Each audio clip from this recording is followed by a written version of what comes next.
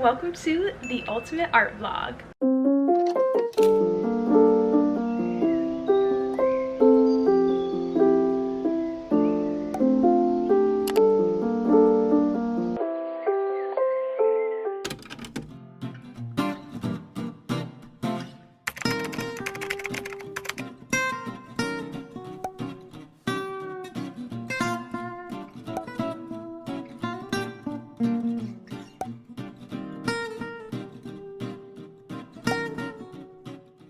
Hey, it's Izzy and what's been busy. Welcome back to my YouTube channel. I am going to be showing you all what I like to do as an artist. Being an artist is definitely a big part of my life since I've been doing it for so long, and I have a lot of different mediums that I like to use. So I am not your typical, so to speak, artist that maybe just picks one medium and I'm done.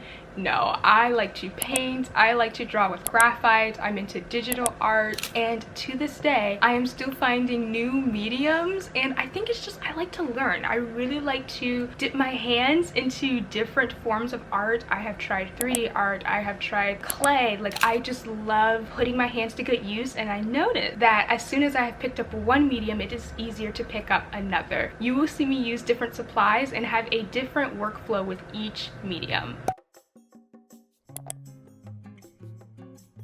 I started taking art seriously when I was 10 years old. I know for me, improving upon my art skills was always a priority. I ended up searching for online art classes and found a learning platform that would help me enhance my art skills, which leads me into today's sponsor, Skillshare. When I found out that I could learn art through Skillshare, it was a great opportunity for me to get exposed to advanced artists. Skillshare offers a plethora of classes led by professionals. For the creatives out there, you won't be disappointed. They have classes that cover film, illustration, design, productivity, and more. Whether you're trying to pick up a new hobby or you're trying to upgrade some of your current passions, Skillshare has you covered. When I used Skillshare, I wanted to work on illustration. The first class I followed was Design a Female Character with 𝐸𝓂𝒂𝓁. I learned so much about proportions and how to draw portraits, but it doesn't end there. You can discover multiple classes geared towards animation, or you can explore the design category. 2025 is right around the corner, and improving upon my 3D art skills is a New Year's resolution for me. I will be using Skillshare in 2025 to help take my 3D art skills to the next level. So join me, because the first 500 people to click on my link in the description will receive 1 month free trial of Skillshare. Let's challenge ourselves in 2025 and start prioritizing our hobbies today. A huge thank you to Skillshare for sponsoring today's video.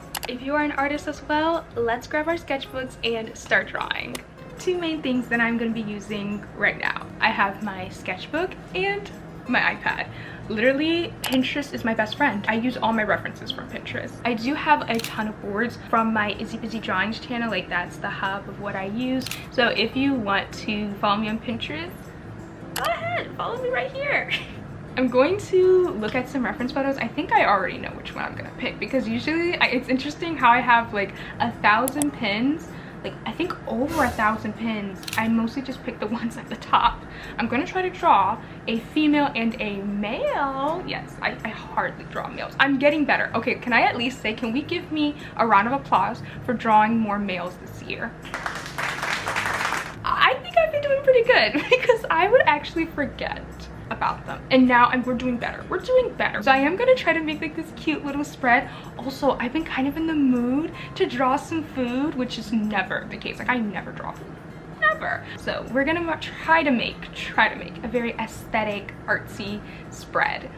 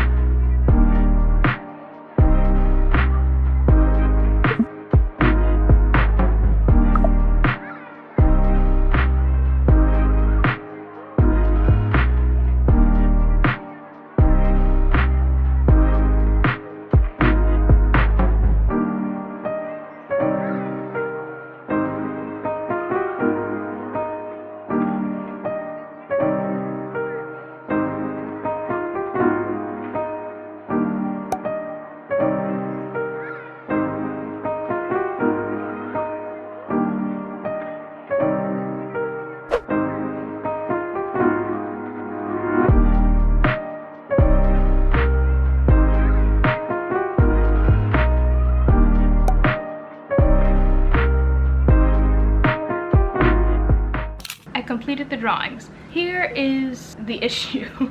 Do you see the size of these drawings? So I drew these way too big. Like, I do like them. I like them, but I was trying to cram, was it like 4 reference photos on this one page? That was my fault for thinking I could draw all 4 of those, considering I like to draw a little bit bigger. So now I'm deciding, should I draw the other 2 on this blank page or just kind of skip that and get straight into painting? Honestly, I'm kind of in the mood to paint. The only thing about that is I have to reactivate my gouache. My gouache is pretty dry. I think it's actually fully dry. Like, I don't even think there's any moisture there because it's been sitting in my backpack since like the beginning of the year. I haven't reactivated. I used it. I was like experimenting with it. I love using gouache, but I just haven't opened it up in a little bit. So we're gonna reactivate that first. I don't think I want to get to the other 2. I'm honestly just really happy with like this little miniature spread. It's a miniature spread. It's still gonna be aesthetic. It's still gonna be cute, but it's just on a smaller scale, and the exposure is so intense that you can't even see the drawings. But we're gonna reactivate the gouache first. Let's open her a little bit. Hopefully it's okay. Okay, not too bad, not too bad. It's sticky on the sides. I don't know if, I think some of the green paint started spilling over to the sides, but as long as the paint is like all intact, I think we're good. So we have the Hemi gouache. I cannot put this back in my bag knowing this whole sticky situation. So we will be back.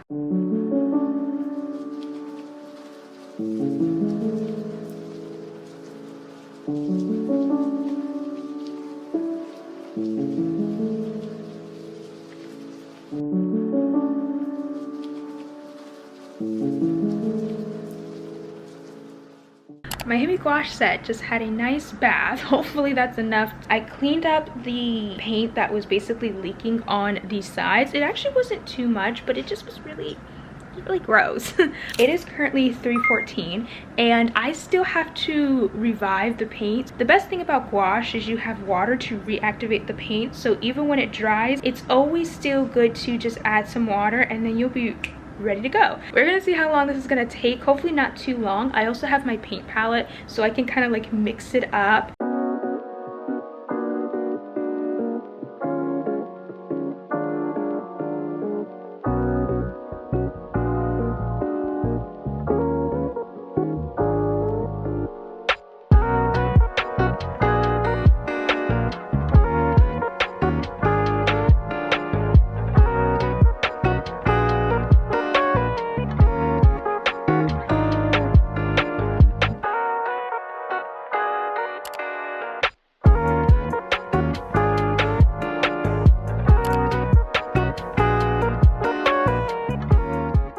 Okay, time check. It is 4:10. 4:10. That took like about an hour. Honestly, it wasn't as hard as I thought it'd be. I'll say the first row was the easiest, but once I kept going, it was getting a little bit chunkier. I'm not really too concerned about it as long as it's not like rock hard. The goal for this painting session is to honestly pick like a very stylized version, because most of the time when I paint, I've never done like hyper realism. I've always been someone who's done semi-realism, where it's a little bit of realism with a little bit of stylization mixed together to then make a very unique art piece, which I love because then I get to add my own style. So with the food, since it is pretty new for me, I personally don't draw food, I don't paint food. This is my first time doing this. I'm gonna keep it very simple.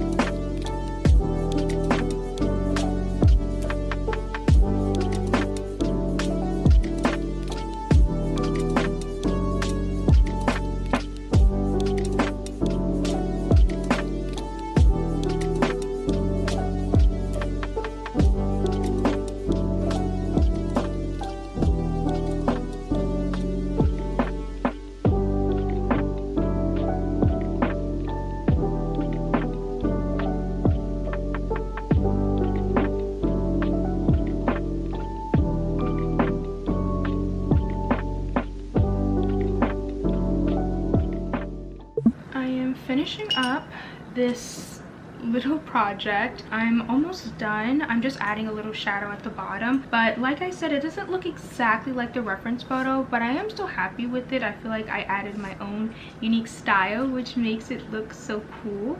I think I really like it. I think I'm going to continue making food. Also, I said that I never made food before. That is not true. I have painted a orange and I used color pencils for strawberry. So sorry about that. I just completely forgot about it because I just don't do it all the time. I do it when I'm in the mood, but I don't really draw food that much. It's every once in a while. Here's the final result of this egg, bacon, and toast, this like breakfast meal. I thought it was actually really cute. They had quite a few options. Like when I look at food, I look at what can be the most appetizing, and this was pretty appetizing, even though I don't even eat bacon, but I thought it still looked really cool. It doesn't look exactly like the reference photo, but I think it still turned out pretty good. I do like using the Prismacolor Kohl Erase pencils because I feel like it's not as harsh.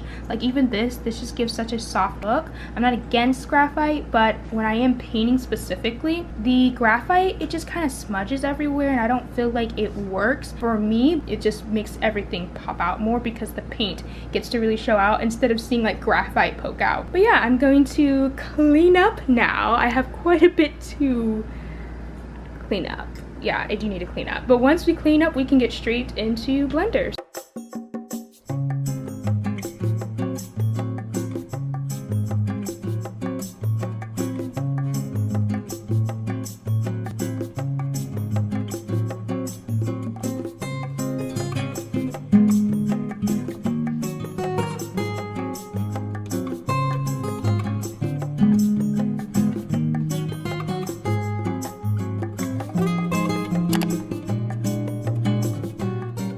On to the next project. I'm going to be working in Blender now, but I'm actually on Skillshare because I wanted to take quite a few of their classes. But the first class I'm going to start off with is 3D modeling in Blender. Design your first 3D object from Derek Elliott. I have seen him pop up quite a few times. He's pretty popular when you're talking about 3D art, so I've heard of him before, but I've never taken any of his classes or I haven't followed any of his tutorials. This isn't my first time making something in Blender. I have made quite a few projects, but I haven't worked in Blender in a little bit. So usually when I've been away for so long, when it comes to like a specific software, the software is pretty intense in terms of like knowing where everything is at and having to figure out how to use everything. So there is more technicality when you're talking about 3D art, and that's why I feel like it has taken me a little bit to get into the groove of it. But I will say, for me not doing it as consistently as some of my other art projects or like art mediums, I would say I'm still pretty on top of it. Like majority of the time I remember everything. But since Derek Elliott is teaching this, I want to be able to hear how he is doing it. But we're gonna do this class, and maybe since I have a leg up, maybe I can add a little something to some of these objects. But yeah, let's start this project.